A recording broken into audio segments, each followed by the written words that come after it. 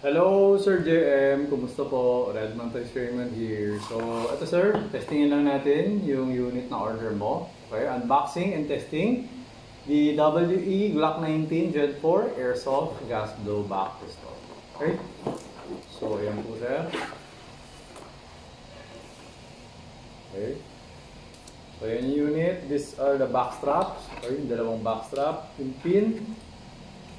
Okay, tapos yung magazine and the unit itself. Okay, so ayan po. Teka, ibalik natin. Okay, so ito yung unit. Ayan po sir. Okay.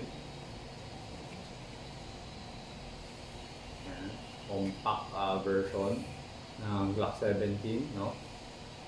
So ito yung pagtatunay, ito usually binibili tapos ginagamit for self-defense, no? Yung naka-conceal carry kasi medyo compact siya.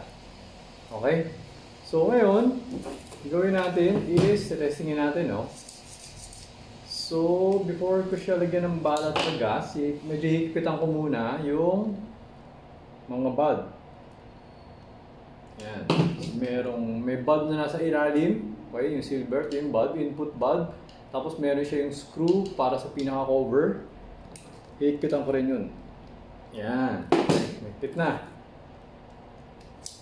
Lagyan na natin ngayon ng gas or pwede rin unahin yung bala. Pero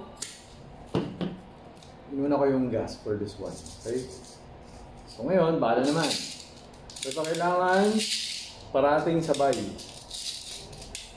Yan.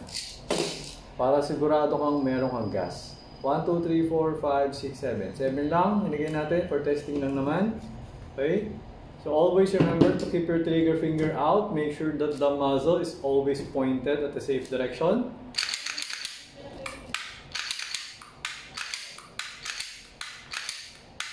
Okay? So buksan ko na itong chronograph natin. Okay. Okay, ayan. So ayan sir, pasok natin. Okay, so yeah, firing.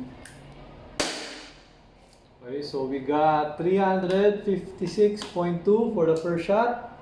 Hindi naman natin masyado malakas to. Medyo malakas din pala. Okay, so 352.9, 348.3, 341.9. Busin ko na to. Okay, for the 7th shot, we got 331.7. So, nag-open chamber siya, remove the magazine, wala ng bala. Okay, so pull back the slide, hammer down. Ayan. So, pinasok mo kasi walang bala. Okay? Kapag hindi mo kasi hinammer down, okay, for example, ito. Diba? Ganyan na ito. Balik mo, hindi mo siya hinammer down. Kunwari lang, hindi mo hinammer down. So pag pinasok mo to, kahit walang bala yan, puputok yan. Ayan. Kaya kailangan naka-hammer down. Okay? So, ayun sir, okay na itong unit mo. So pwede ko na siya i-pack at ipadala sa inyo. Okay?